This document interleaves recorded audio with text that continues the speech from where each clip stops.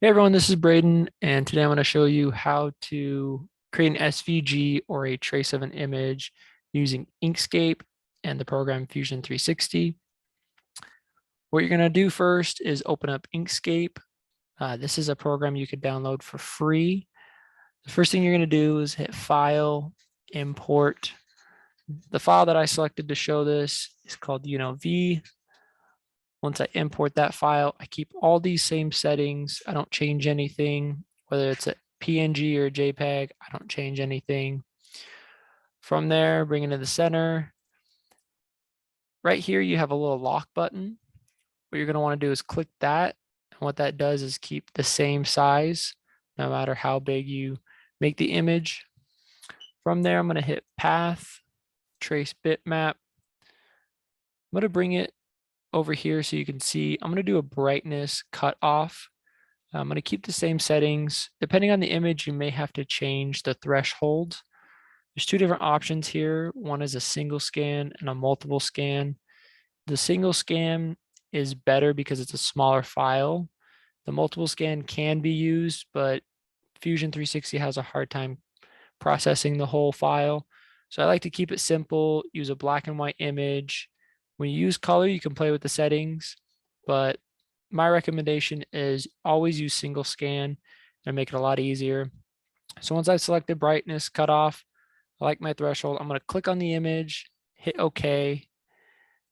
Then once I drag this down, I can see that I have two different images.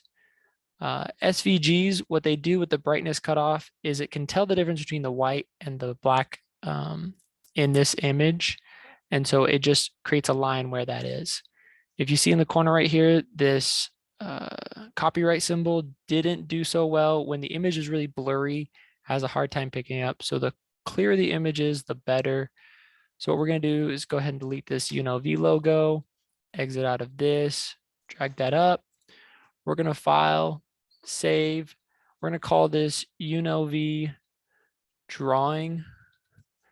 And what's really important is you want to change from an Inkscape SVG to a plain SVG. And that's because Fusion 360 only reads plain SVGs. Going to hit save. Then we're going to go into Fusion 360. This is also a free program that you can use. It's available for hobbyists and educational purposes for free. So once you open up the program, you're going to want to hit Insert SVG right over here. Then it'll open up all the different things that you have. Right here in my downloads, I have the UNLV drawing. I'm going to hit open. I like to do it on this axis right here because it's flat looking down. And here we can see that we have our UNLV image. We're going to hit OK to insert SVG because we know that it's good right there. Like I said earlier, we can see that this copyright symbol didn't come with it.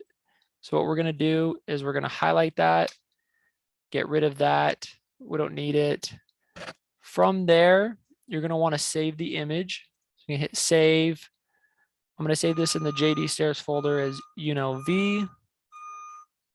After I hit save, then it's available for exporting. From there, we can go and click the type of file and select the DWG. Then we're going to hit export and we're going to wait for this to export. Now I've already gone and done this. So I'm going to go ahead and open up my Autodesk viewer and I've got it right here. This is one that I did earlier. As you can see, the file's in there. It's a DWG. It works. And that one's all good to go.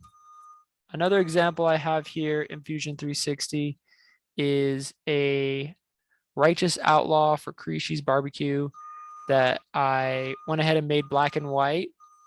And so as you can see, it's pretty intricate. And I went through and erased a bunch of lines in here because when it's a very large file with multiple colors, sometimes in Inkscape, it's going to pick up every single line. And so with this one, I had to go through and delete lines. With this UNLV one here, there are no lines to delete. If you want to take this and then import it into CAD, you can. If you do need to delete lines, I would recommend deleting the lines in Fusion 360. If you double click a line like this, it highlights the whole line and you can go ahead and delete that. And that makes a big difference. If there is a way in CAD that you can delete all the lines, you could do that. I don't really use CAD, so I don't know. So those are just how I take images and trace them and be able to put them on a CNC machine or the laser. And that's pretty much it. Thanks.